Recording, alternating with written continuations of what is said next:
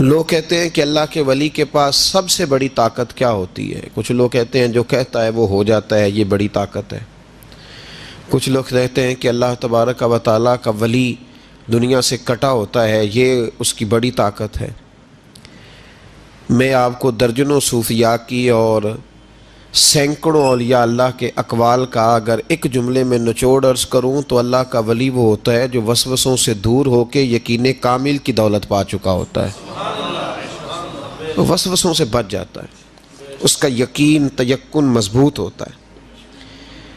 یار لوگوں کا کام نہیں وسوسہ اندوزی کرنی، لوگ وسوسہ اندوزی کرتے ہیں وہ کریں گے، لوگ شک پیدا کرتے ہیں وہ کریں گے۔ تو اتنے کانوں کا کچا ہے کہ تو سب کی بات سنتا ہے، ہر ایک کی بات تیرے اندر آ کر کے جنم لیتی ہے اور ہر ایک کی بات تیری روح میں گزر جاتی ہے۔ یہ کیسے ہو گیا؟ اتنا کمزور ہے تو کانوں کا، جو آدمی آئے گا تو اس کی بات سن لے گا تو یقین کر لے گا۔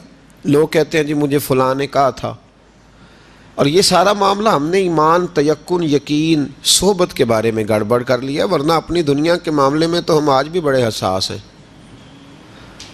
دنیا کے معاملے میں ہمیں وسوسے کوئی نہیں آتے۔ ایک شخص نے آ کے آپ کے کان میں کہہ دیا کہ تیرا 40 لاکھ کا مکان اچانک 30 لاکھ کا ہو گیا، تو مان لیتے ہو؟ تو اس نے تو وسوسہ ڈالا ہے، آپ نے مانا کیوں نہیں؟ اس نے کہا وہ میں نے دیکھا ہے ایک دیوار میں سوراخ ہو گیا ہے اور پینٹ اس کا گر گیا ہے، فلاں فلاں جگہ کمزوری آ گئی ہے، تو مکان 40 لاکھ کا تھا یکدم 30 لاکھ کا ہو گیا، مان لیا آپ نے؟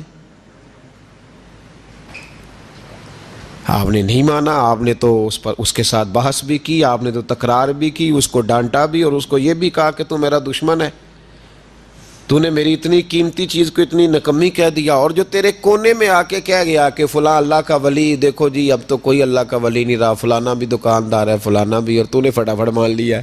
میرے بھائی غور کریں اور توجہ کریں بات پر، آپ سے بات کر رہا ہوں، اس کو ضرور سمجھیں۔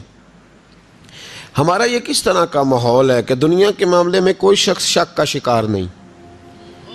آپ چلے گئے سودا لینے، بڑی عام سی چیز آپ نے خرید لی، چلیں عین والا آم چھوڑ کے الف والا آم کریں تو آپ آم لینے چلے گئے، عام سی چیز آم لینے چلے گئے۔ آپ نے اس شخص کے ساتھ، اس نے کہا جی یہ تو میں 300 روپے کلو دوں گا، تو فوراً آپ نے دے دیا اس کو، کوئی وسوسہ نہیں آیا آپ کو، حالانکہ اس نے دلیل بھی دی کہ یہ یہاں کا نہیں ہے، یہ میرپور خاص سندھ سے آیا ہے، یہ فلاں جگہ سے ہے۔ تو آپ نے کہا نہیں بھائی یہ کیسے ہو سکتا ہے، اتنا مہنگا ہے ہی نہیں، تو کیسے بتا رہا ہے؟ لیکن عجیب معاملہ ہے کہ دین کے بارے میں لوگ فوراً کہتے ہیں جی مجھے بڑے بڑے خیالات آتے ہیں، بڑے بڑے خیال اس کو آتے ہیں جس کی توجہ ہٹتی ہے۔ ایکسیڈنٹ اس کا ہوتا ہے جو سیدھا نہیں دیکھتا، دائیں بائیں دیکھتا ہے، جس کا دھیان سیدھا ہوتا ہے اس کی گاڑی سیدھی چلتی ہے۔ تو نے دائیں بائیں دیکھا ہے تو تجھے وسوسہ آیا ہے، تو نے ادھر دیکھا پھر تجھے وسوسہ آیا۔ جن کی توجہ سیدھی یار کی طرف رہتی ہے، جن کی توجہ سیدھی یار کی طرف، جن کی توجہ سیدھی رہتی ہے، انہیں وسوسے، انہیں دیدار سے فرصت نہیں تو وسوسہ کیسے آئے گا؟ النظر الی وجہ رسول اللہ، حضرت سیدنا ابو بکر صدیق نے کہا تھا یا رسول اللہ ایک کی دل کی تمنا ہے کہ آپ بیٹھے رہیں میں دیدار کرتا رہوں۔ وسوسہ کیسے آئے گا؟ وسوسہ تو اس کو آئے گا جو ابو جہل کی بھی سنے گا، وسوسہ تو اس کو آئے گا جو ابو لہب کو بھی ٹائم دے گا، وسوسہ تو ناراض تو نہیں ہو جائیں گے آپ؟ وسوسہ تو اس شخص کو آئے گا جو عبداللہ بن ابی سلول کے پاس بھی تھوڑا وقت گزارے گا، تو جس کا بیٹھنا اٹھنا ہی مولا علی کے ماننے والوں کے پاس ہو، جس کا ہر وقت ٹھکانہ ہی جناب بلال حبشی کے غلاموں کے پاس ہو، جو ہر وقت بیٹھے ہی اس کے پاس، جو جیے بھی تو جناب صدیق اکبر کے ساتھ، اور جس کی رگوں رگوں میں حضرت عثمان غنی اور عمر فاروق بستے ہوں، اس کو کیسے وسوسہ آ سکتا ہے؟ ہمارا جرانہ ہی بڑا پکا مضبوط ہے، تعلق ہی بڑا، ہمیں کیسے وسوسہ آئے؟ وسوسہ کسی اور کو آیا کرتا ہے، اہل اللہ کے پاس وسوسے کیسے آ گیا بھائی؟ وسوسہ آتا ہی نہیں، ہو ہی نہیں سکتا، ممکن ہی نہیں، اور اگر آتا بھی ہے نا، آتا بھی ہے وسوسہ انہیں، وسوسہ تو ایک طرف رہ گیا، اگر وہاں شیطان بھی آئے تو ٹک نہیں سکتا، تو بھاگ جاتا ہے، وہ تو بھاگ جاتا ہے، شیطان بھاگ جاتا ہے۔ حضرت سیدنا غوث اعظم رضی اللہ تعالیٰ عنہ کے پاس آیا تھا، شیطان حضور غوث پاک کے پاس آیا تھا، آتا ہے پر اللہ والوں کے پاس ٹکتا نہیں، آ جاتا ہے ٹکتا نہیں۔ حضور غوث اعظم رضی اللہ تعالیٰ عنہ نے 40 سال اللہ کی عبادت کی، 40 سال۔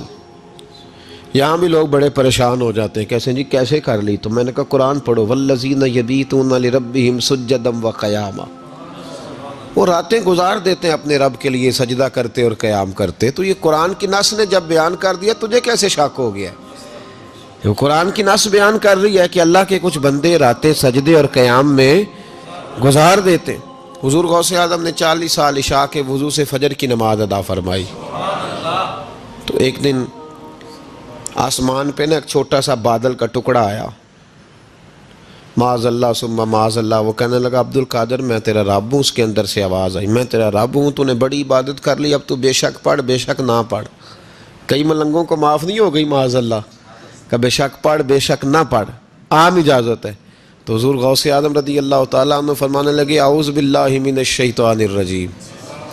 جب آپ نے یہ پڑھا تو وہ سامنے آ کے کھڑا ہو گیا، کہنے لگا عبد القادر آپ کو کیسے پتہ چلا کہ میں شیطان ہوں؟ تو آپ فرمانے لگے پاگل، مجھے کیسے پتہ نہ چلتا؟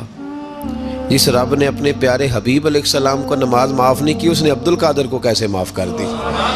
جب حضور کے لیے یہ حکم نہیں آیا کہ محبوب چاہے پڑھو چاہے نہ پڑھو، وہاں تو حکم آیا کہ محبوب تہجد بھی پڑھو، وَمِنَ اللَّيْلِ فَتَہَجَّدْ بِهِ نَافِلَةً لَكَ، نفع دے گی آپ کو، تہجد بھی پڑھے۔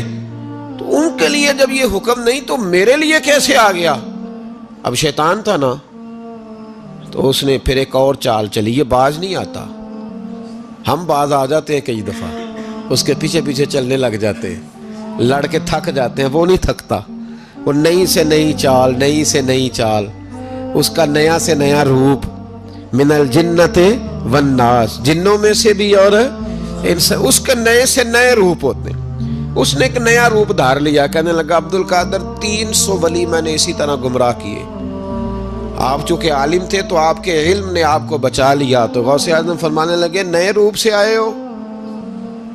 کہنے لگا 300 میں نے گمراہ کیے، یہ تو آپ عالم تھے تو بچ گئے، آپ جانتے تھے تو بچ گئے، میں نے 300 گمراہ کیے۔ تو حضور غوث اعظم فرمانے لگے پھر گمراہ کرنے لگے ہو نیا روپ دھار کے؟ مجھے میرے علم نے نہیں بچایا، مجھے اللہ کے فضل نے بچایا ہے۔ کئی عالم بھی تو گمراہ ہو جاتے ہیں نا، مجھے میرے علم نے نہیں بچایا، مجھے میرے اللہ کے فضل نے بچایا ہے۔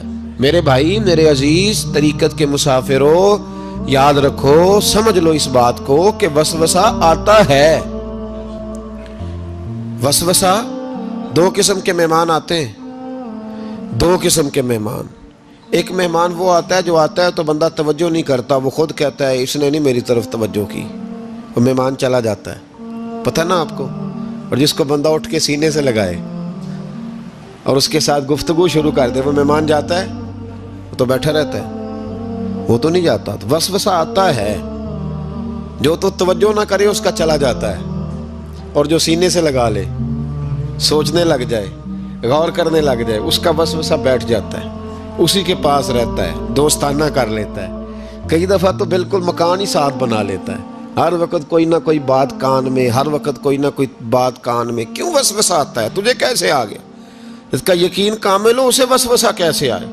جس کی توجہ سیدھی ہو اسے وسوسہ نہ چھڑ یار دا بوہا، نہیں تے ہو جاویں گا روگی، جیڑی بکری اجڑوں وچھڑی او بگیاڑا جوگی۔ وسوسوں کے دور میں عمل تو دور رہ گیا، لوگوں کا عقیدہ بچنا مشکل ہو گیا۔ وسوسہ ہی وسوسہ ہے، ہر بات پہ وسوسہ، ہر ایک کے بارے میں بری سوچ، ہر شخص کے بارے میں نظریات کے اندر کمزوری، شکوک و شبہات کا زمانہ۔ فرمایا پناہ مانگو، اللہ سے پناہ مانگو ان وسوسوں سے، اس کی پناہ چاہو۔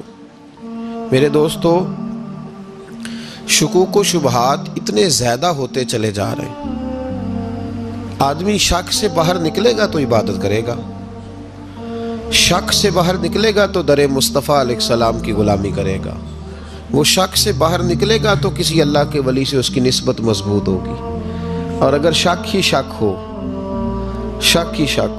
سینہ شک سے بھرا ہوا ہو، وسوسہ ہی وسوسہ، لوگوں کے دلوں کے اندر اس قدر برے خیالات جنم لینے لگے ہیں کہ اب لوگوں کا سارا ماحول روحانی، علمی، فکری وہ تباہ ہوتا نظر آ رہا ہے۔ اہل اللہ کو شک نہیں گزرتا تھا